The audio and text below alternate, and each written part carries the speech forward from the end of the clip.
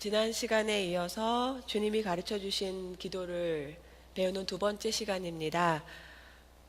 지난 시간에 그 주기도문의 그 내용을 살펴봤을 때 첫 번째 파트로 하나님의 나라에 관한 내용이 담겨져 있다고 본다고 하면, 두 번째 파트는 우리와 또 우리의 삶에 관한 청원의 내용이 담겨 있다, 이런 얘기를 같이 나누었습니다. 오늘은 그 두 번째 파트인 우리와 우리의 삶에 대한 청원에 대한 그 내용을 함께 나누고자 합니다. 먼저 우리 천천히 주님이 가르쳐 주신 기도를 함께 드림으로써 그 기도의 내용을 같이 배워보도록 하겠습니다. 그 프린트물에 있는 그 주기도문을 같이 읽으시면 될 것 같아요. 시작. 하늘에 계신 우리 아버지여, 이름이 거룩히 여김을 받으시오며 나라의 임하옵시며 뜻이 하늘에서 이룬 것 같이 땅에서도 이루어지이다. 오늘날 우리에게 일용할 양식을 주옵시고, 우리가 우리에게 죄 지은 자를 사하여 준 것 같이 우리 죄를 사하여 주옵시고, 우리를 시험에 들게 하지 마옵시고 다만 악에서 구하옵소서. 대개 나라와 권세와 영광이 아버지께 영원히 있사옵나이다. 아멘. 오늘날 우리에게 일용할 양식을 주옵소서, 이 내용을 먼저 함께 보도록 하겠습니다. 여러분은 그 주님의 기도를, 주님이 가르쳐 주신 기도를 드릴 때에 어떤 대목에서 가장 절실해지십니까?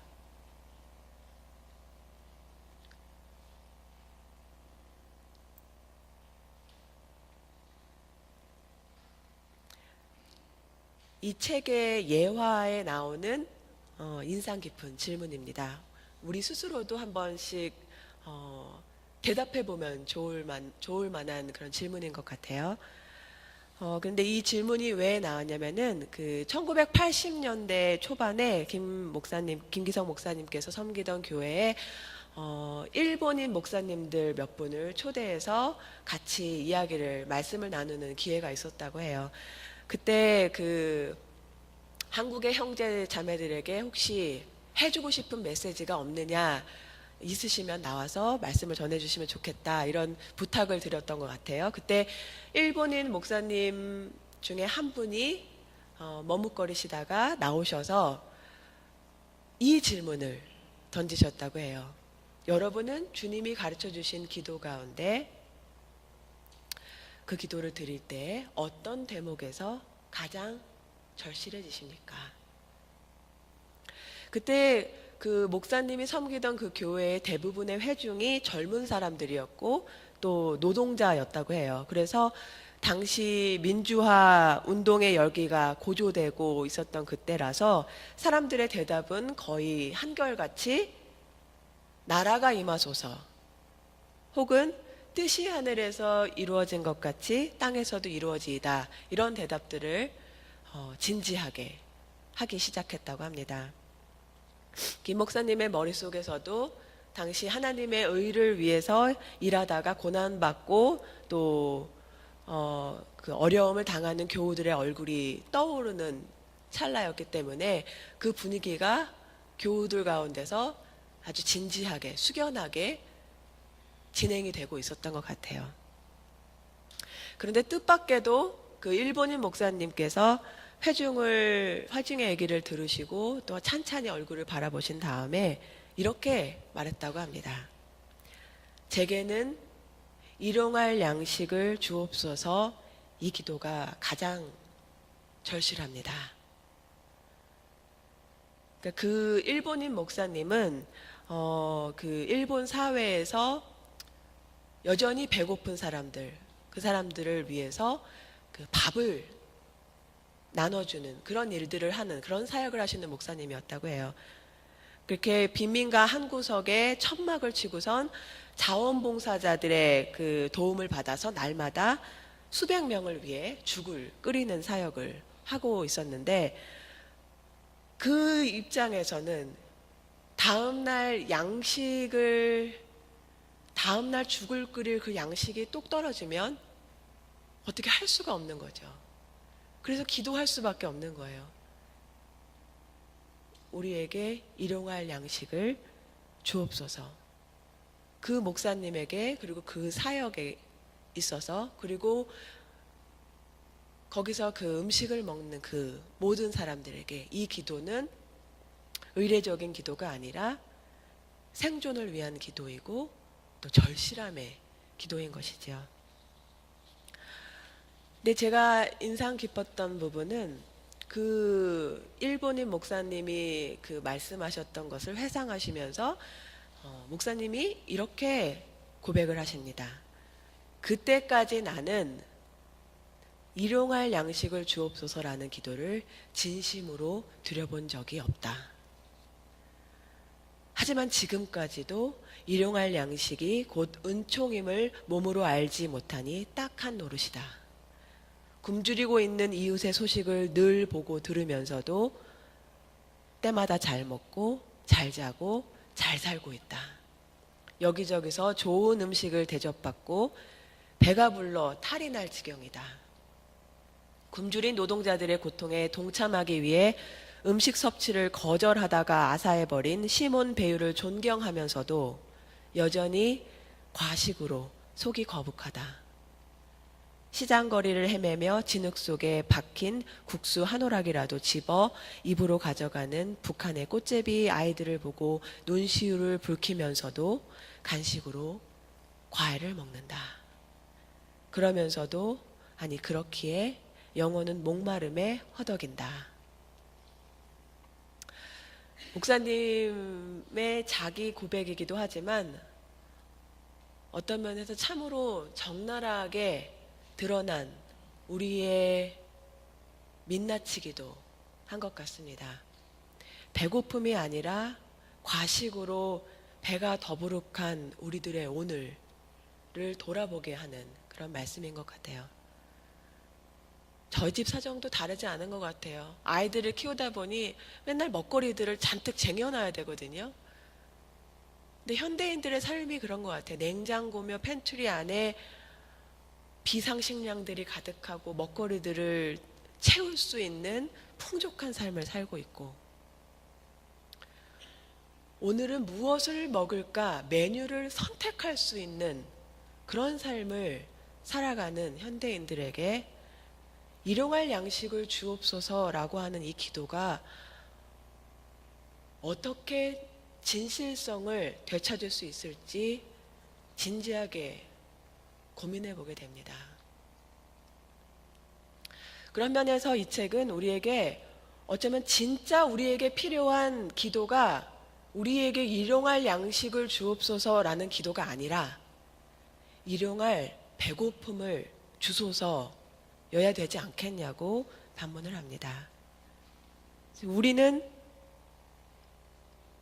그만큼 일용할 양식에 대한 진실성을 잃고 있는 거죠. 그래서 우리는 일용할 배고픔을 위해서 기도해야 되는 것이 아니냐는 물음입니다. 이것은 우리에게 배고픔의 고통을 달라고 기도해야 한다는 의미가 아니라 그만큼 이 시대가 너무 넘치고 과하여서 도리어 끊는 것, 멈추는 것, 버리는 것을 배워야 하는 시대라고 하는 것입니다. 배가 항상 부른 사람들에게 먹을 것을 주어봤자 그것을 감사로 느끼겠습니까? 배고픈 사람에게 음식을 주어야지 소중한 것이지요. 배부른 사람에게 아무리 눈앞에 진수성찬이 있다 한들 그것이 감흥이 없습니다. 반대로 우리도 자주 경험하는 거죠. 아주 배가 고프고 아주 허기가 졌을 때 먹는 그 밥은 얼마나 달고 맛있고 고맙습니까? 배고픔을 경험한 이들만이 감사와 기쁨을 안다는 이야기죠. 정말 예전에는 우리가 먹을 것이 부족해서 정말 어려웠던 그 시절에는 한 끼를 먹는 기쁨과 그 감사, 그것은 배워서 하는 게 아니라 사실 너무 자연적인 반응이었던 그런 때도 있었던 것 같아요. 하지만 오늘날 이처럼 너무 풍족한 시대에 사는 우리에게, 그리고 우리의 아이들에게 배고프면 라면 먹으면 되잖아요 라고 묻는 그 아이들은 배고픈 시기를 경험하지 못한 거거든요. 그 아이들과 우리에게 감사라고 하는 단어는 어쩌면 배워서도 알지 못하는 아주 어려운 말이 되어가고 있는 것이 아닌지 심각하게 생각해 보게 됩니다. 감사의 마음에 있어서 여러분 무엇이 중요하다고 생각이 되십니까? 이 책에서 동일하게 계속 이끌고 나가는 메시지는 우리의 배고픔에 관해서입니다. 감사를 알기 위해서 배고픔이 중요하다는 이야기죠. 우리의 주림, 비어진 시간, 배가 비어진 시간, 그 시간이 중요하다는 이야기를 하는 것이죠. 이 책에서 끼니라는 우리 한국어의 끼니라는 그 뜻을 끊고 있는 것이라고 이렇게 설명을 해주거든요. 그러니까 끊었다가 이어가는 식사여야지만 진실로 감사가 있고 기쁨이 있다는 말입니다. 그런데 우리의 삶은 끊임이 없는 거잖아요. 이거 먹고 조금 있으면 또 먹을 것이 생기고 배가 비워지는 시간이 별로 없는 거죠. 단지 식습관만을 얘기하는 것이 아니라 현대의 우리의 삶이 우리의 삶을 조장하고 지배하는 소비 문화가 다 이런 경향을 가지고 있는 것 같아요. 우리 내면의 공허함을 끝없는 소비로 채워보려고 하고 끊임없이 음식을 삼키고 넣는 그 우리네 습관을 청산하지 않고서는 결코 하나님께서 주시는 날마다의 감사와 축복을 깨달을 수 없을지 모른다는 이야기입니다. 일용할 배고픔을 위해서 기도해야 맞지 않겠느냐고 던지는 이 질문은 우리로 하여금 역설적이지만 가난이 주는 축복, 또 우리 마음의 가난함이 인도하는 감사와 은혜의 신비에 대해서도 묵상할 수 있게 도와줍니다. 더군다나 육신의 양식뿐만이 아니라 우리 영의 일용할 양식을 구하는 기도를 생각한다면 이 배고픔, 가난함에 대해서 우리는 더 진지하게 물어야 되는 것 같아요.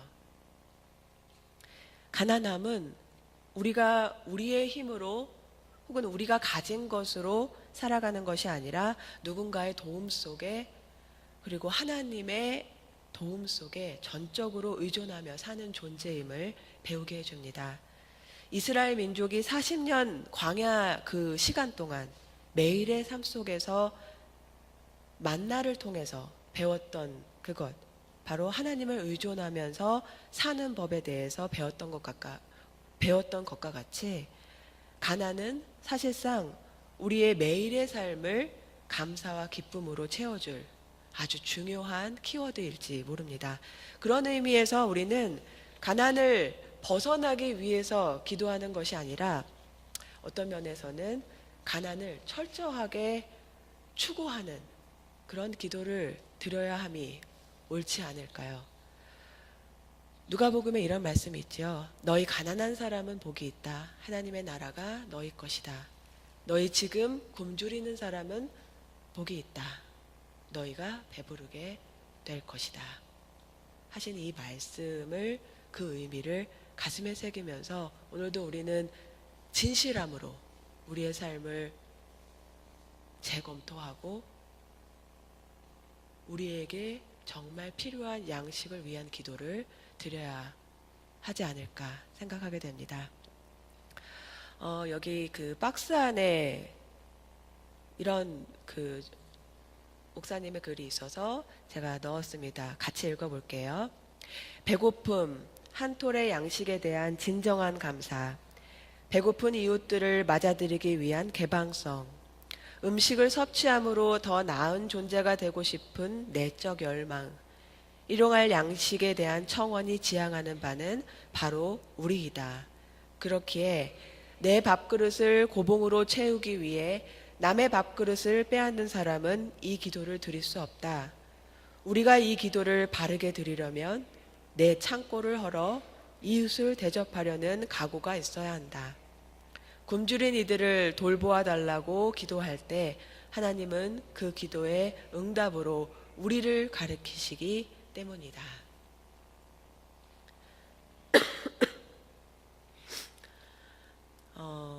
이 말씀을 생각하면서 제가 우리가 식탁 앞에 마주할 때 드리는 그 감사의 기도를 떠올리게 됐어요.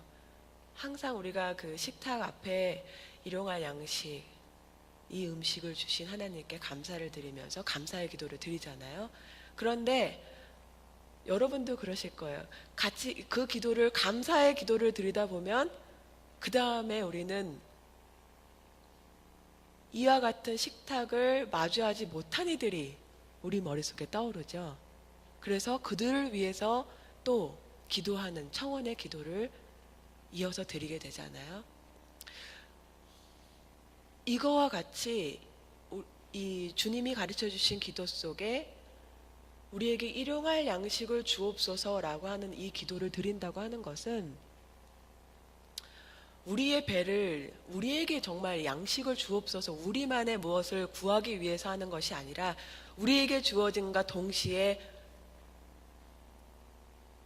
그 빈자리, 이것이 필요한 사람, 우리와 동일하게 이 음식이 필요한 그 이웃들을 향해서 같이 기도할 수밖에 없는 기도라는 뜻인 것 같아요. 그래서 이 기도를 진실하게 마주하고 배울수록 우리는 필연적으로 우리의 삶을 다른 이들에게 덜어내주는 삶으로 변화될 수밖에 없는 것이고, 우리 이웃의 필요에 우리의 책임도 있음을 깨닫게 하는 그런 기도가 되리라고 생각이 됩니다. 우리가 우리에게 죄 지은 자를 사하여 준 것 같이 우리의 죄를 사하여 주옵소서. 이 내용을 살펴보면 이 간청은, 이 기도의 내용은 용서에 관한 내용인 것을 우리가 잘 알고 있습니다. 그런데 무엇에 관한 용서인가?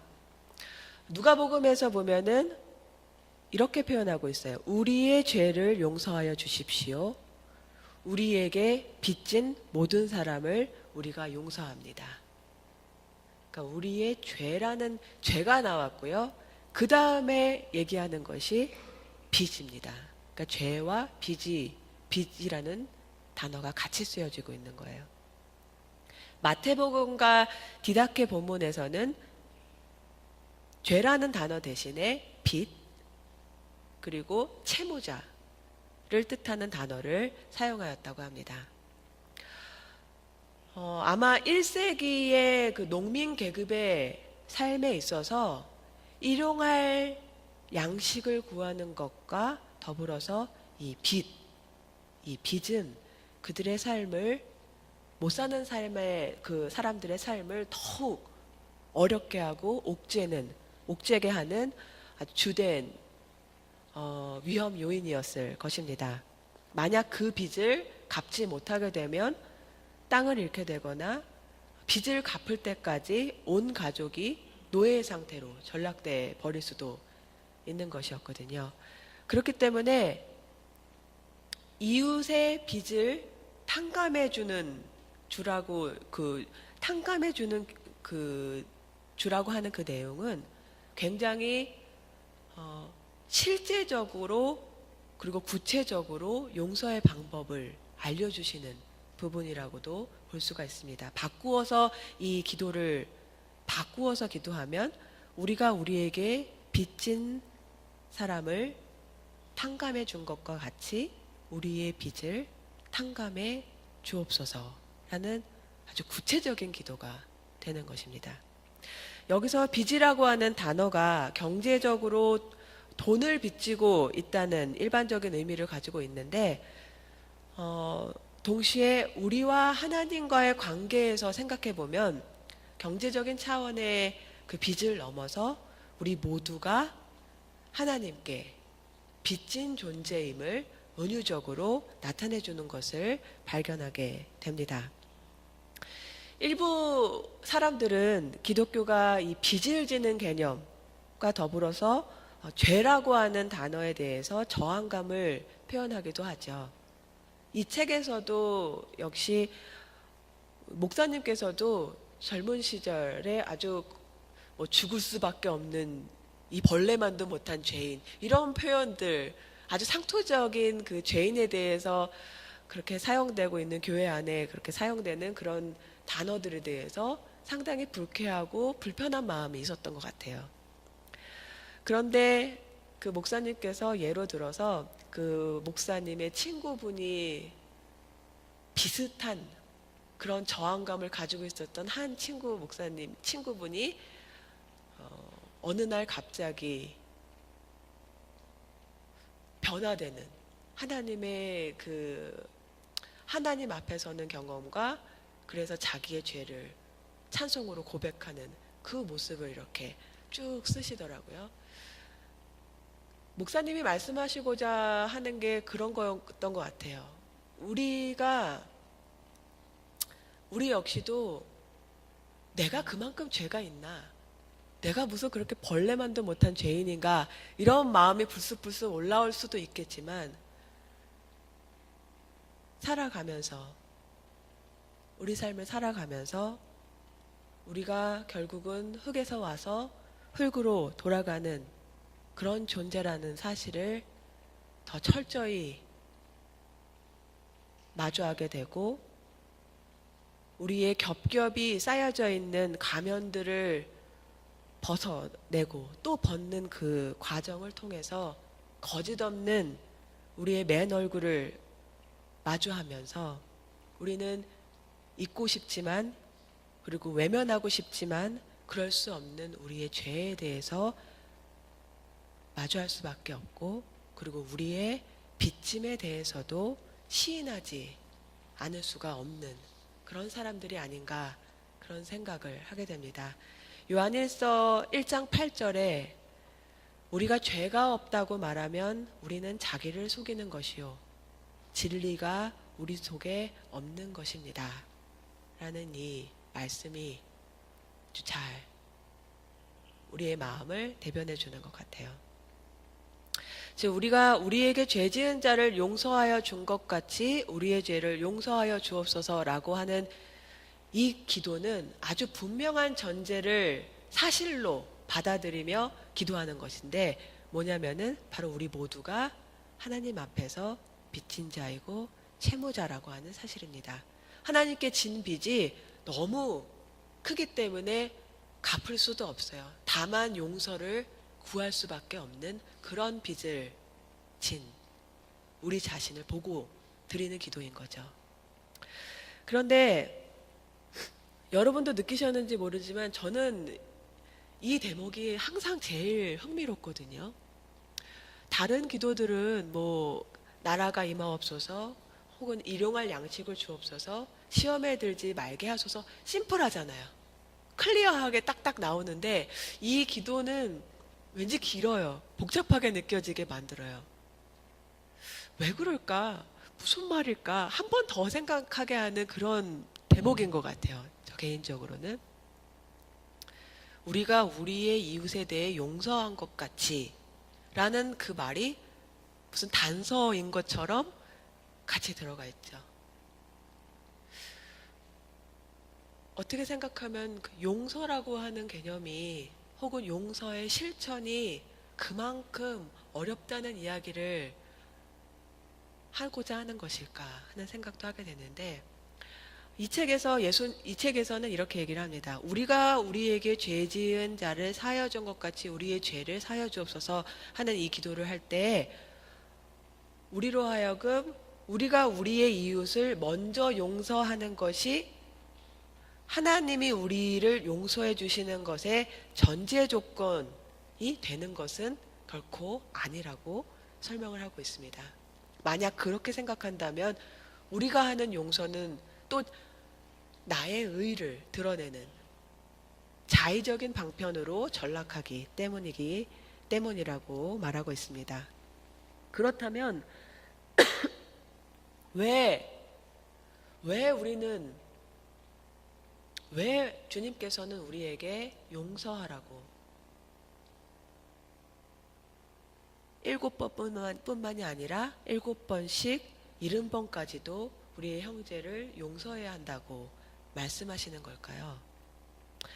그 밑에 있는 박스를 우리 같이 한번 읽어볼까요? 용서할 수 없다. 시작. 용서할 수 없다고 외치는 영혼의 아우성을 향해 예수님은 낮은 목소리로 용서하라고 말씀하신다. 왜? 용서해야 내가 살 수 있기 때문이다.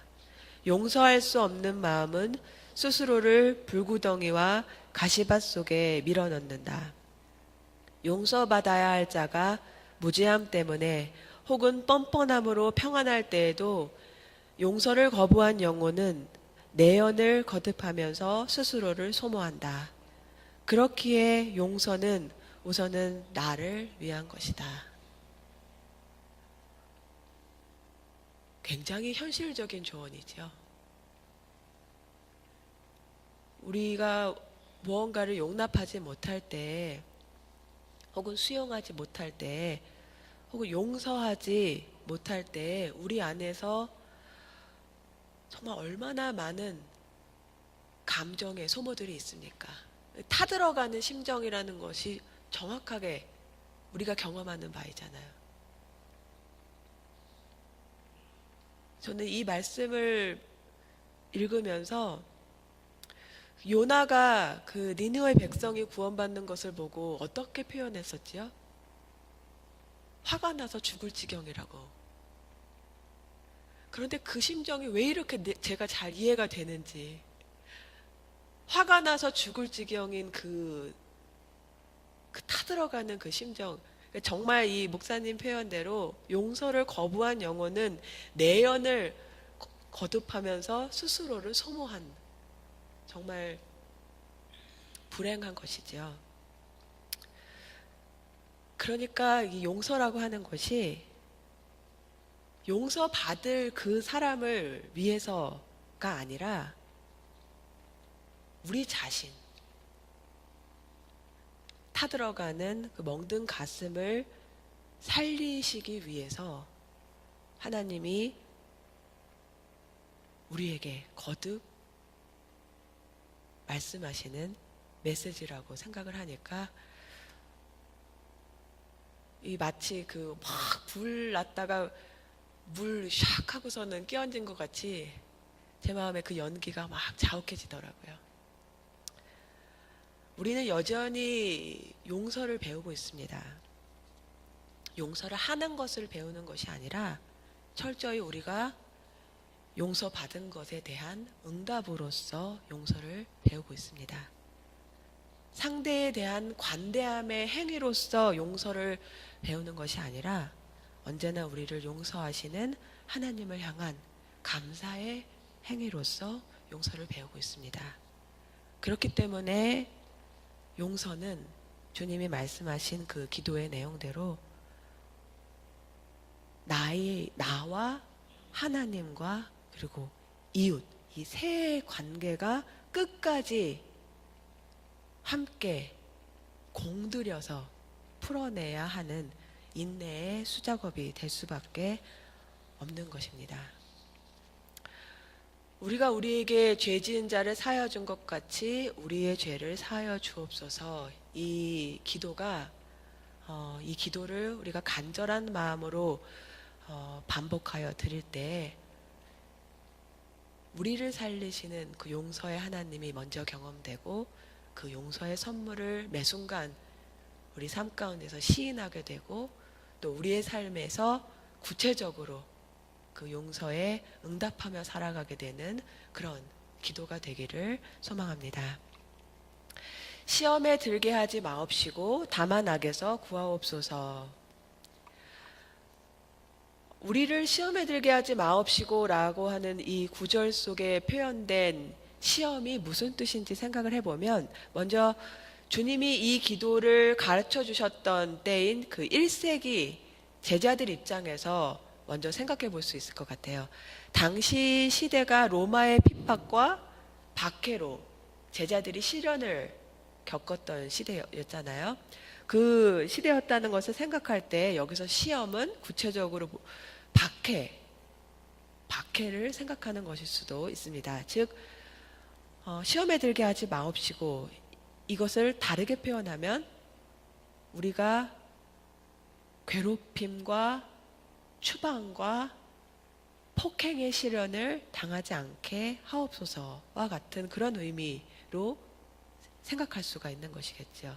그런데 그보다 이 시험이라고 하는 이 단어가 더 일반적인 상황을 지칭하는 것이라고 생각해 볼 수도 있는데, 여기서 쓰인 그 시험을 뜻하는 헬라어가 예수님께서 광야에서 40일을 보내는 동안 받았던 유혹, 사단의 유혹, 시험, 그 유혹과 같은 단어라고 해요.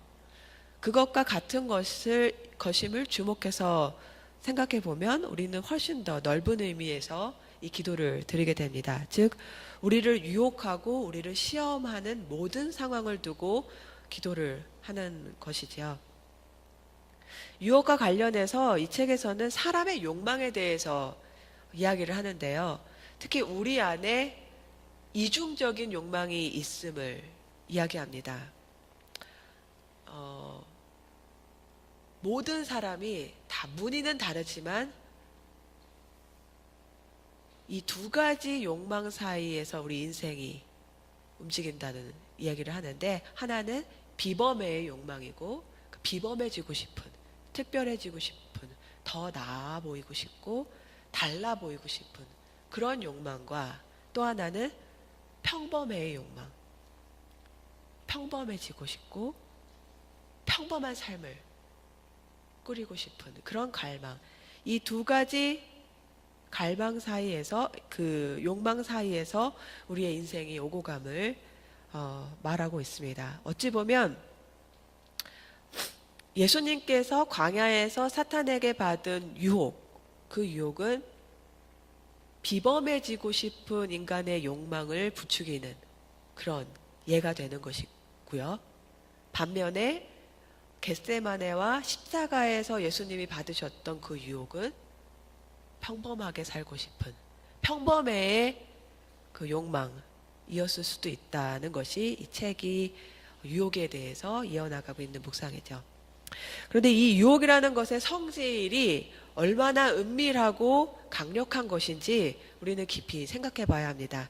이 책에서 목사님은 이런 표현을 하세요. 만약에 사탄이 무서운 얼굴을 하고 나의 생각, 나의 감정, 의지를 무찌르고 들어와서 나를 강박하려고 한다면 자신은 힘 닿는 데까지 버틸 것이라고. 차라리 그렇게 분명한 시험이라면 어떻게 해서든지 싸우고 혹은 버티든지 해볼 것이라는 이야기입니다. 그런데 유혹은 그렇게 접근하지 않는다는 거예요. 유혹은 큰 소리로 윽박지르고 협박하고 눈앞에 어떤 확실한 장애물로서 등장하기보다는 하와주의를 맴돌면서 유혹하였던 뱀의 작은 속삭임처럼 은밀하고 달콤하고 또 교활하게 우리에게 다가온다는 것입니다. 그것이 유혹의, 시험의 성질이라는 이야기를 하는 것이지요. 그렇기 때문에 정말 깨어있지 않으면 이 유혹을 당해낼 수가 없다는 거예요. 어떻게 해서든지 무슨 수를 써서든지 우리의 마음을 집어삼키려고 하는 자 앞에서 인간은 어쩌면 너무 무력할지 모릅니다. 그렇지만 유혹이라고 하는 이 전 과정을 하나님의 교육수단으로 바라본다면 이 유혹은 훈련이 될 수도 있습니다. 우리를 무력하게 만들고 또 당하게 되는 장애물이기도 하지만 보기에 따라서는 우리 인생의 새로운 디딤돌이 될 수도 있다는 이야기입니다. 그 이스라엘 민족이 약속된 땅 가나안에 이르기까지 광야에서 겪었던 수많은 시험들, 유혹들이 결국은 하나님께서 그들을 훈련하시는 계기가 되지 않았습니까? 생각해 보십시오. 그 척박하고 낯선 땅에서 먹을 것, 입을 것, 그거에 관한 고민과 또 마음에서 일어나는 걱정과 불만들, 사실 우리와 똑같은 걱정들이에요. 그런 불안이 매일 시험이었던 그들에게 하나님은 일용할 양식과 필요한 것들을 채워주시면서 그것을 채워주실 분이 오직 하나님이라는 사실을 깨닫게 훈련하셨죠. 또 모세가 십계명을 받으러 산에 올라갔을 때 사람들은 어떤 유혹을 만났지요? 눈에 보이지 않는 하나님 대신 눈에 보이는 금송아지 상, 우상들을 만들어서 서둘러서 자신들의 그 불안을 잠재우고 싶은 그런 유혹에 넘어가고 결국은 그 넘어가는 실패를 경험하면서 이스라엘 백성들이 분명히 깨달은 바가 있었잖아요. 유혹의 경험, 그리고 심지어 유혹에 걸려서 넘어지는 경험까지도 어쩌면 하나님의 큰 그림에서 보면 우리의 삶에서는 유익한 교훈이고 지침이 되고 유익한 길이 될 수도 있다는 이야기인 것이죠. 예전에 제가 그 파크 파머의 책에서 읽었던 내용 가운데 아주 인상 깊었던 문장이 있었는데, 문이 닫히면 나머지 세상에 열린다라고 하는 표현이 있었어요. 그러니까 우리 앞에 장애물이 생겼을 때 혹은 우리가 가야 할 그 문이 닫혀버렸을 때 우리는 낙심하기 쉽지만 닫혀진 문은 한편으로 우리에게 열려진 다른 문들을 분명하게 볼 수 있게 해주는 사인이 된다고 하는 그런 내용이었던 것 같아요.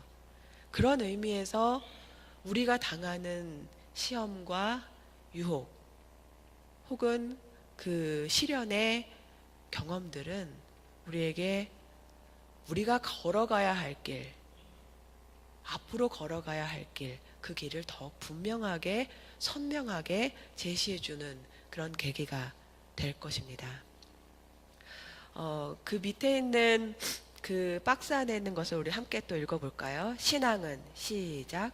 신앙은 시험을 자기 정화의 계기로, 절망을 희망으로, 어둠을 빛으로, 원망을 감사로 바꾸는 연금술이다.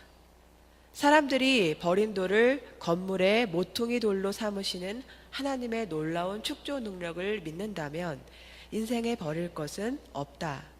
하나님께로 나아가는 길에서 숫돌이 되어 우리를 벼리는 온갖 시련과 시험을 만날 때마다 우리가 드려야 할 기도는 시험에 걸려 넘어지지 않게 하소서이다. 그러나 우리 정신에 은밀하고도 지속적으로 작용하여 하나님께 등을 돌리도록 하는 사탄의 유혹이 우리를 붙잡을 때야말로 우리가 드려야 할 기도는 시험에 들지 말게 하소서이다. 여기서 우리는 다시 한번 사탄의 유혹의 목적을 직시해서 볼 수가 있는데, 바로 우리의 정신에, 우리의 마음에 은밀하고도 지속적으로 작용하여서 하나님께 등을 돌리도록 하는 것, 이것이 사탄이 우리를 유혹하는 궁극적인 목적이라고 표현이 되고 있습니다.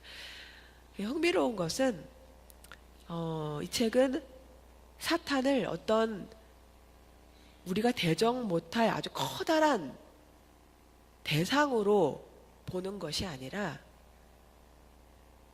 먼지가 쌓이는 것과 같이 사탄을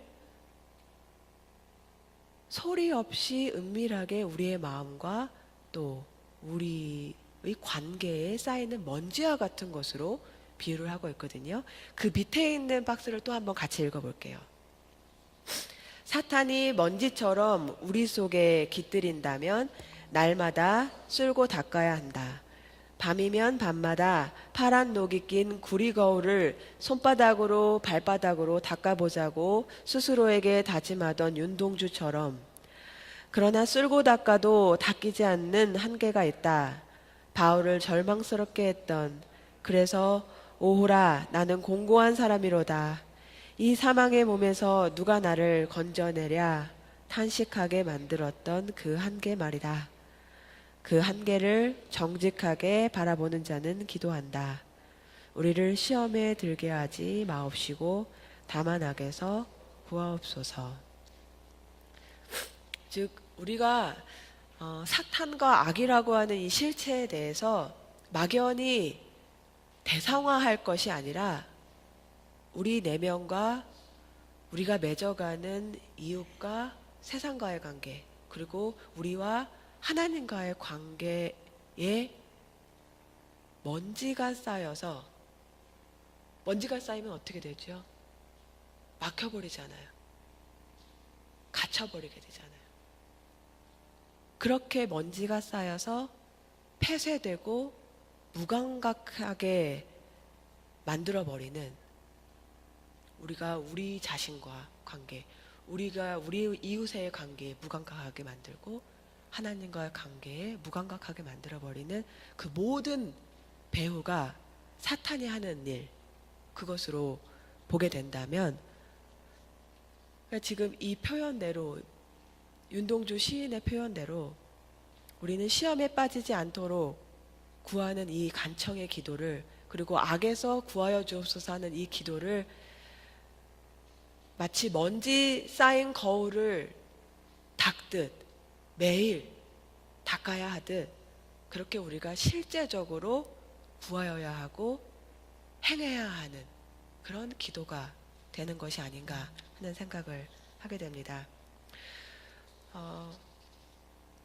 종합교회에서 보면은 이 기도는, 그러니까 우리 시험에 들게 하지 마옵시고 다만 악에서 구하옵소서, 이 기도는 그러니까 우리 자신이 언제라도 언제나 시험에 빠질 수밖에 없는 그런 나약한 존재라고 하는 것을 받아들이고, 그렇기 때문에 또 매일 거울을 닦듯 쌓인 먼지를 닦아내듯 그렇게 주님 앞에 서야 하는 존재임을 다시 한번 깨닫게 해주는 기도라고 생각이 됩니다.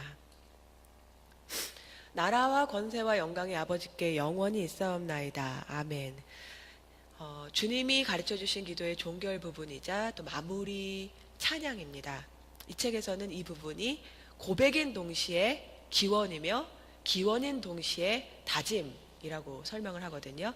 고백이라고 보는 이유는 현실적인 삶의 문제 해결이든 종말론적인 소망의 성취든 그것은 전적으로 하나님께 달려있다고 하는 그 사실을 인정하는 개인의 고백이라는 점에서 고백인 것이고, 동시에 기원인 이유는 기도자의 이런 고백이 그러한 세상이 속히 오기를, 이루어지기를 바라는 그 원망사고에서 나온 것이기 때문에 기원이라고 설명을 합니다. 또 이런 고백을 하는 사람은 뒷짐을 지고 하나님이 하시는 일을 기다리기만 하는 사람이 아니라 나라와 권세와 영광을 되찾기 위한 하나님의 싸움에 동참하는 사람들이라는 의미에서 이 고백은 전사들의 다짐이라고 이야기를 합니다. 갑자기 전사들의 다짐이라고 이렇게 표현이 되니까 여러분 좀 무겁게 느껴지기도 하고 또 혹은 과해 보이는 그런 마음도 생기실지 모릅니다. 그런데 우리가 지난 시간에도 함께 나누었듯이 주님이 가르쳐 주신 기도가 단순히 개인의 기도 생활만을 위한 어떤 모범 기도문을 제시하기 위해서 가르쳐 주신 기도가 아니라 예수 그리스도를 따르는 자들만의 정체성이 담겨 있는 기도를 제자가 요청한 거거든요.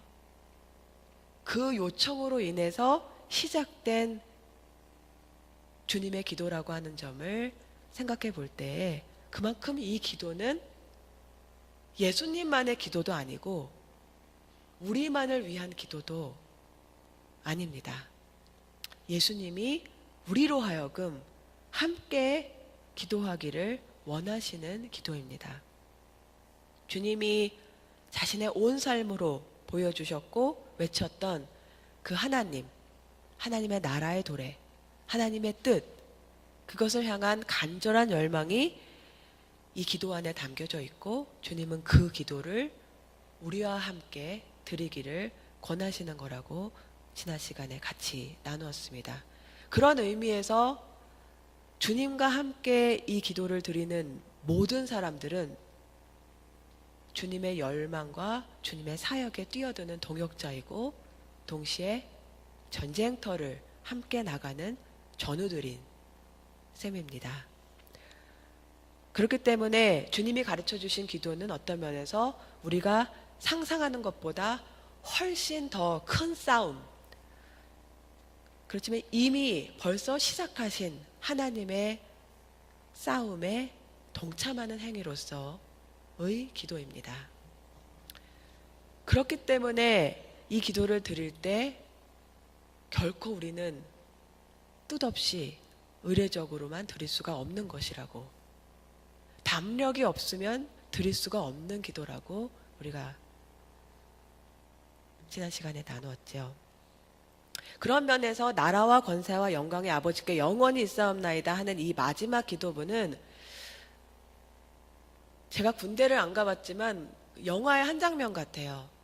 마치 생사를 함께 하기를 각오하면서 전쟁터로 나가려고 하는 전사들이 싸움터에 나가기 바로 전에 함께 모여서 그 앞에 모여서 함께 두 주먹을 불끈 쥐고 군가를, 승리의 군가를 부르듯이 하나님의 승리를 노래하는 그런 장면과도 같지 않은가 하는 생각을 해보게 됩니다. 그리고 나서 싸움을 하러 가는 것이죠. 나라와 권세와 영광이 모두 하나님 당신의 것임을 믿는 사람들의 싸움이 시작이 되는 것입니다.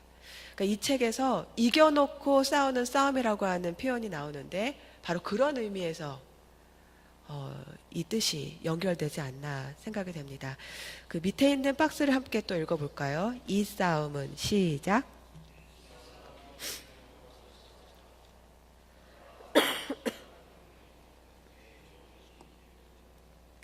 부활은 십자가를 지신 분에 대한 하나님의 긍정이듯이 하나님의 나라는 역사의 부정성을 온몸으로 극복하려는 이들에 대한 하나님의 긍정이다. 우리 삶이 하나님께 속해 있기만 하면 우리는 이긴다.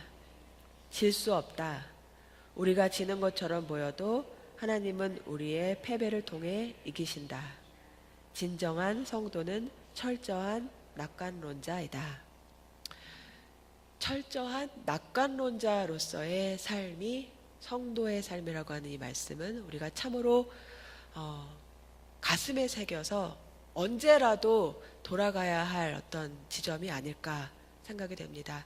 신앙의 길이 험하고 어렵고 때론 넘어지기도 하고 헤매기도 하고 길을 벗어날 때도 있겠지만 우리가 주님과 함께 달려가는 이 길이 언제나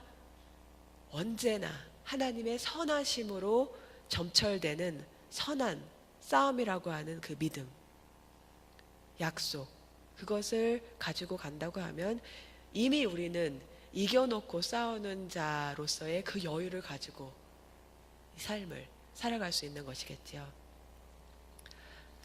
한편 나라와 권세와 영광, 나라, 권세, 영광이라고 하는 이 큼직한 단어로 마무리되는 이 기도는 주님이 이 기도를 가르쳐 주었을 당시로서는 굉장히 정치적인 위험성을 포함한 기도였을 것이라는 것을 우리가 한번 생각해 볼 필요가 있습니다.